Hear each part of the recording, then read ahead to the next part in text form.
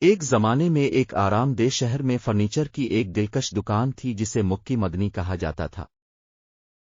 یہ گھر کے فرنیچر کے غیر معمولی ذخیرے کے لیے دور دور تک جانا جاتا تھا، جس میں جادوئی لمس تھا۔ یہ دکان نوید اور بلال نامی ایک مہربان دوست کی ملکیت تھی۔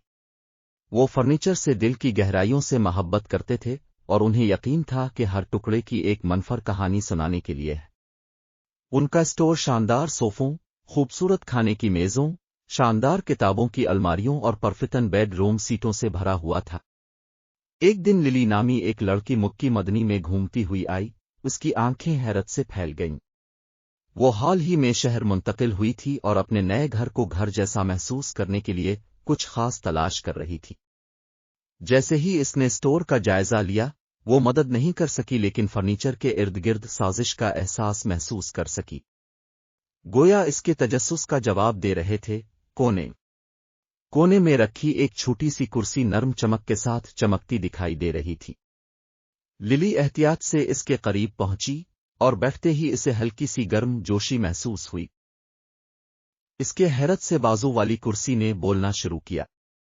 ہیلو پیارے مہمان، اس نے سریلی آواز میں کہا۔ میں فلورنس ہوں اور میں صرف ایک عام کرسی نہیں ہوں۔ میں نے ان گنت کہانیوں کو گھروں کی دیواروں کے اندر کھلتے دیکھا ہے، جو مجھ پر بیٹھنے والوں کو سکون فراہم کرتے ہیں۔ للی کی آنکھیں حیرت سے پھیل گئیں۔ اس نے پہلے کبھی اس طرح کی کسی چیز کا سامنا نہیں کیا تھا۔ مزید سننے کے لیے بےتاب، وہ فلورنس کے قریب جھکا۔ فلورنس نے جاری رکھا، اس اسٹور میں فرنیچر کا ہر ٹکڑا اپنا جادو رکھتا ہے۔ کھانے کی میزوں نے خاندانوں کو کھانوں کے ساتھ جڑے ہوئے، ہنسی اور آنسو بانٹتے ہوئے دیکھا ہے۔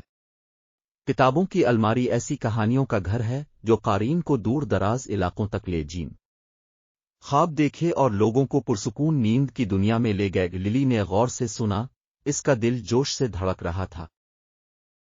وہ مدد نہیں کر سکی لیکن فلورنس اور اپنے ارد گرد موجود دیگر فرنیچر کے ساتھ فوری تعلق محسوس نہیں کر سکی۔ جیسے جیسے دن ہفتوں میں بدلتے گئے، للی نے مکی مدنی شو روم میں گھنٹوں گزارے، ہر ایک کو جاننے کے لیے ٹکڑا اور ان کی کہانیاں۔ اس نے بڑی احتیاط سے ایک مضبوط بلوط کھانے کی میز کا انتخاب کیا، جس میں ہنسی اور بات چیت اس کی میزبانی کرے گی۔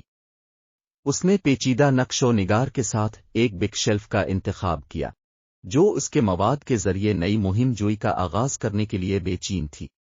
اور اس نے ایک آرام دہ بستر اٹھایا، پرامن رات کی نیند اور شاندار خوابوں کا تصور کرنا۔